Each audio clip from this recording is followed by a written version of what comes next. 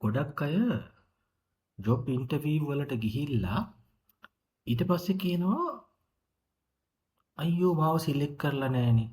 වෙන කෙනෙක් වරන්නේ. ඇයි මාව රිජෙක්ට් උනේ?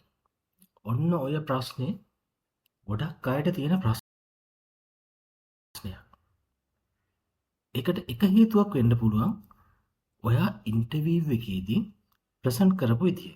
ඒ කියන්නේ ඉන්ටර්විව් එකක් කියලා කියන්නේ තමන්ව මාකට් කරන්න ලැබෙන තැනක්. ඒ කියන්නේ තමන් ජොබ් එකකට ඇප්ලයි කළා, තමන් රස්සාවකට ඇප්ලයි කරලා තමන්ගේ රික්රූටර් එහෙම නැත්නම් ඕගොල්ලන්ව හයර් කරන්න ඉන්ටර්විව් කරන පුද්ගලයා ඉස්සරහා ඒගොල්ලන්ට අපි දැනෙන්න සලස්සන්න ඕනේ මේ රැකියාවට. එහෙම නැත්නම් මේ තනතුරට මම සුදුසුයි. මම තමයි වඩාත්ම සුදුසු කෙනා.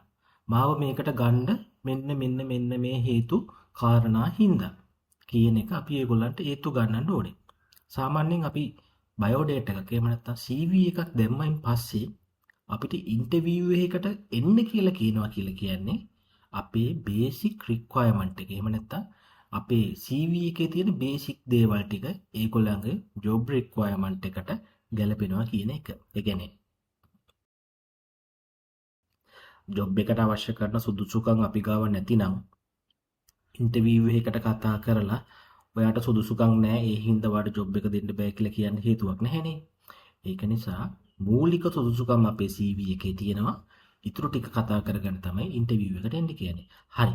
ඉතින් අපි මේ වීඩියෝ එකේ අද කතා කරන්න බලාපොරොත්තු වෙන්නේ ඒ වගේ ඉන්ටර්විව් එකකට ඔයගොල්ලෝ ෆේස් කරන වෙලාවකදී කොහොමද තමන්ගේ වැලියු එක එහෙම නැත්නම් තමන්ගේ ඉන්ටර්විව් එකේදී තමන්ව මාකට් කරන විදිහ ටිකක් ඉම්ප්‍රූව් කරගන්නේ කොහොමද කියලා. මේකේ ක්‍රම ගොඩාරියක් තියෙනවා. මම අද එක ක්‍රමයක් ගැන තමයි කතා කරන්න යන්නේ. හරි. එහෙනම් අපි කෙලින්ම ඒ සම්බන්ධයෙන් කතා කරන්න යමු. සාමාන්‍යයෙන් අපි පිළිගත් ක්‍රමයක් තියෙනවා ස්ටාර් මෙතඩ් එක කියලා. ඉන්ටර්විව්ස් වලදී ඒ කියන්නේ පාවිච්චි කරන මෙතඩ් එකක් තමයි මේ ස්ටාර් මෙතඩ් එක කියලා කියන්නේ. සමහරක් අය මේ දේ ගැන දන්නවා. හැබැයි ඇප්ලයි කරන්න දන්නේ නැහැ. දැනගෙන ඇප්ලයි කරන්න දන්නේ නැති කෙනෙක් ඉන්නවනම් එයාට උනත් මේ වීඩියෝ එක වැදගත් වෙයි. ස්කිප් කරන්න නැතුව බලාගෙන යන්න. මොන හරි ප්‍රශ්නයක් තියෙනවා නම් යට කමෙන්ට් එකක් විදිහට දාන්න. පුළුවන් විදිහට පැහැදිලි කරන්න උත්සාහ කරන්න. හරි. මේ ස්ටාර් මෙතඩ් එක කියලා කියන්නේ එක්තරා වචන හතරක්. ඒ කියන්නේ ස්ටාර් කියන්නේ STAR කියලා මීන් කරන්නේ ප්‍රධාන කොටස් හතරක්. S කියන එකෙන් මීන් කරන්නේ සිටුේෂන් එක. එහෙම නැත්නම් මොකක් හරි ඉන්සිඩන්ට් එකක් මොකක් හරි සිද්ධිය කියන එක. රයිට්. T අකුරෙන් කියන්නේ ටාස්ක් එක. මොකද්ද කරන ලද කාර්යය මොකද්ද කාරණා මොකද්ද? එහෙම නැත්නම් මොකද්ද කරන්න තියෙන එක. ඊට පස්සේ A අකුර. A අකුරෙන් කියන්නේ ඇක්ෂන් කියන එක. තමන් ගන්නා ලද ක්‍රියාමාර්ගය. right. ඊට පස්සේ R එක අන්තිම අකුර. R එක කියන්නේ රිසල්ට් එක.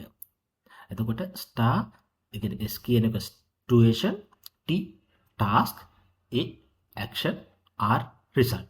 ඔන්න ඔය වචන හතර තමයි මෙතන short form එකෙන් ස්ටාර් මෙතඩ් එක කියලා හඳුන්වන්නේ. right. එතකොට මේක පාවිච්චි කරන්නේ කොහොමද කියන එක මම දැන් කියන්නම්. right.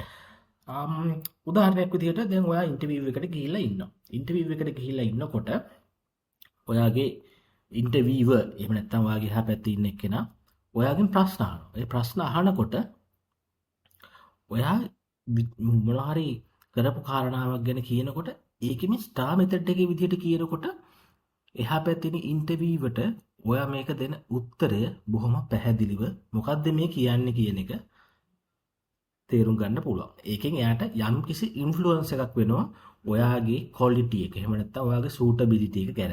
එක්සැම්පල් එකක්. ඔයාගේ CV එකේ ඔයා දාලා තියෙනවා. ඔයා ලීඩර්ෂිප් පොසිෂන් එකට ඇප්ලයි කරනවා කියමුකෝ. එහෙම නැත්නම් ටීම් වර්ක් එක අවශ්‍ය වෙන එක අපි කියමු ටිකක් ටීම් වර්ක් කියලා. ලීඩර්ෂිප් ටීම් වර්ක් අනම්මනම් ওই දේවල් ටික ඔයා CV එකේ දානවා. හැබැයි ඔයාට ඒක ප්‍රූෆ් කරගන්න ක්‍රමයක් නෑ. එතකොට එහා පැත්තේ කෙනා අහනවා ඔයාගේ මෙන්න මේ වගේ ප්‍රශ්නයක්.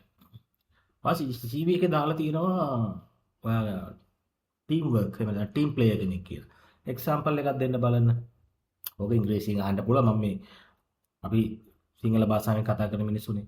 මට මේක ඉංග්‍රීසියෙන් කියනවට වැඩිය ඕගොල්ලන්ට මේක සිංහලෙන් තේරෙන සිංහලෙන් කියන එක ඕගොල්ලන්ට තේරෙනවා. ඕගොල්ලෝ මේක ඉන්ටර්විව් එකේ කරන වෙලාවේදී ඕගොල්ලන්ගේ ප්‍රසන්ට් කරන වෙලාවේදී ඉන්ටර්විව් එකේදී මේක අදාළ ඉංග්‍රීසි භාෂාවෙන් ඉන්ටර්විව් එක කන්ඩක්ට් කරනවා නම් ඉංග්‍රීසි භාෂාවෙන් කරන්න. ඒක ගැටලුවක් නැහැ. රයිට්? හැබැයි concept එක තේරුම් ගන්න. රයිට්? එයා අහනවා ඉන්ටර්විව් ඔයාගෙන් අහනවා. හරි. ටීම් වර්ක් කියලා අදනවා. ටීම් වර්ක් මේකෙදි මේ ගැන මොන හරි අපිට කියන්න බලන්න වගේ ටීම් වර්ක් කරපු ඉන්සිඩන්ට් එක. ඒ ගැන අපිට පොඩි විස්තරයක් කරන්න. ඔය වගේ ප්‍රශ්නයක් වගේ අහනවා. එතකොට ඔයා කිව්වොත් එහෙම මම මෙහෙමයි මම ඉස්කෝලේ යන කාලේ ක්‍රිකට් ගැව්වා. මම ඉස්කෝලේ යන කාලේ ෆුට්බෝල් ගැව්වා. මම ඉස්කෝලේ යන කාලේ නෙට්බෝල් ගැව්වා, වොලිබෝල් ගැව්වා. ඒක ටීම් වර්ක් තමයි. හැබැයි ඒ ආන්සර් එක කම්ප්ලීට් මදි. රයිට්? හුඟක් අය දෙන උත්තරයක් තමයි ඕක. දැන් මම අපේ උනත් ඉන්ටර්විව් පැනල් එකේ ඉන්න වෙලාවකදී ඉන්ටර්විව් එකේදී අපි ආනවා ටීම් වර්ක් ගැන මොන හරි දෙයක් කියන කරපු ටීම් වර්ක් මොනවද? අම්ම ඉස්කෝලේ යන කාලේ ෆුට්බෝල්. ඔය වගේ උත්තරයක් තමයි දෙන්නේ. හැබැයි ඒක කම්ප්ලීට් නෑ. රයිට්. ඔයාට මෙන්න මේ වගේ. ඔයා ඒ උත්තරේම හරි ඒ උත්තරේම පොඩ්ඩක් ස්ට්‍රක්චර් කරලා අපි කියනවා ඒකට තව ටිකක් පුම්බලා පැහැදිලිව ස්ට්‍රක්චර් එකක් විදිහට ඉන්ටර්විව් එකට ඔයා ගැන ඉන්ෆ්ලුවන්ස් එකක් ඇති වෙන විදිහට කියන්න.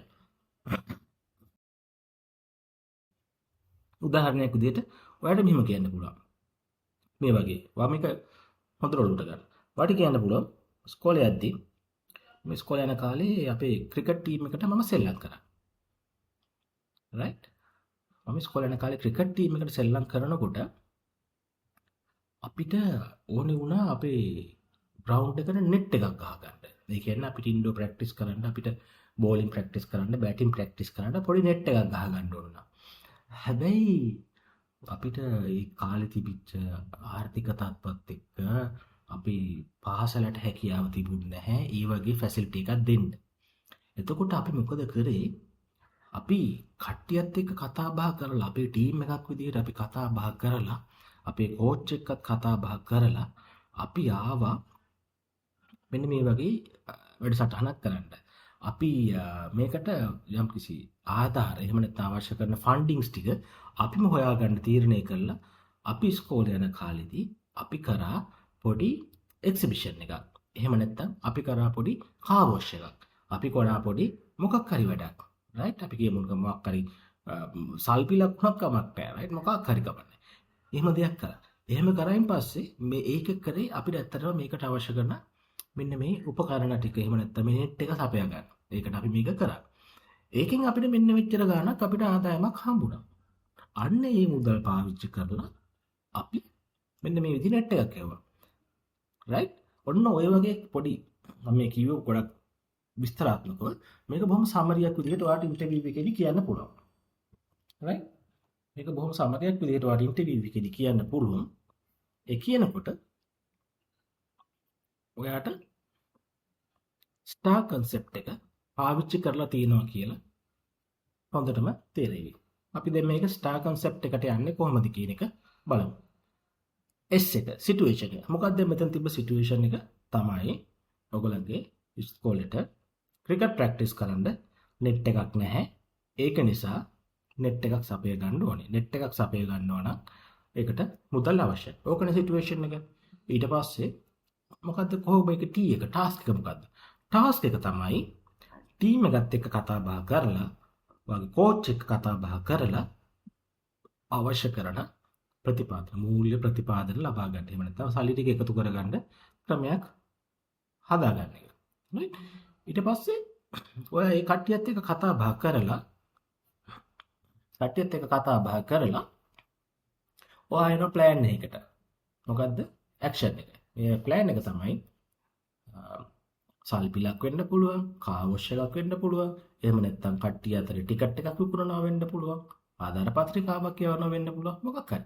ඒක තමයි ඔයාගේ ඇක්ෂන් එක. right? එතකොට S එක හරි, T එක හරි, A එක හරි, R එක. ඒ කියන්නේ රිසල්ට් එක. ඊට පස්සේ ඔයාගේ දැන් මෙන්න මේ ක්‍රියාමාර්ගයෙන් පස්සේ ඔයාට යම් කිසි මුදලක් ලැබෙනවා. ඔයාලා එකතු කරගන්න යම් කිසි මුදල. ඒ එකතු කරගන්න යම් කිසි මුදල පාවිච්චි කරලා ඕගොල්ලෝ නෙට් එකක් ගහගන්න. right? ඒක තමයි රිසල්ට් එක. ඒක තමයි end result එක ප්‍රතිඵල. right? එතකොට ඔන්න ඔය විදිහට ඔයා ස්ට්‍රක්චර් කරලා ඔයාගේ ඉන්ටර්විව් එක ඇතුළතදී ඔයාගෙන් අහන ඔය වගේ ප්‍රශ්නයකදී උත්තරයක් දුන්නාම ඉන්ටර්විව් දන්නවා ඔයා වෙල් ඕගනයිස් පුද්ගලෙක්. එහෙම නැත්නම් ඔයා මේකේ හරියට පැහැදිලිව උත්තරයක් දීලා තියෙනවා. අර වගේ කෙටි උත්තරයකින් කියනවට වඩා වෙනස ඕගොල්ලන්ට මම හිතනවා පැහැදිලි වෙන්න ඇති කියලා. එතකොට ඊළඟ පාරේ ඉන්ටර්විව් එකකට ෆේස් කරනකොට මේ ටිප් එක ඔළුවේ තියාගන්න, මේ ටිප් එක ප්‍රැක්ටිස් කරන්න. ප්‍රැක්ටිස් කරලා ඒකට අහන ප්‍රශ්නට ගැලපෙන ආකාරයට ස්ටාර් මෙතඩ් එක පාවිච්චි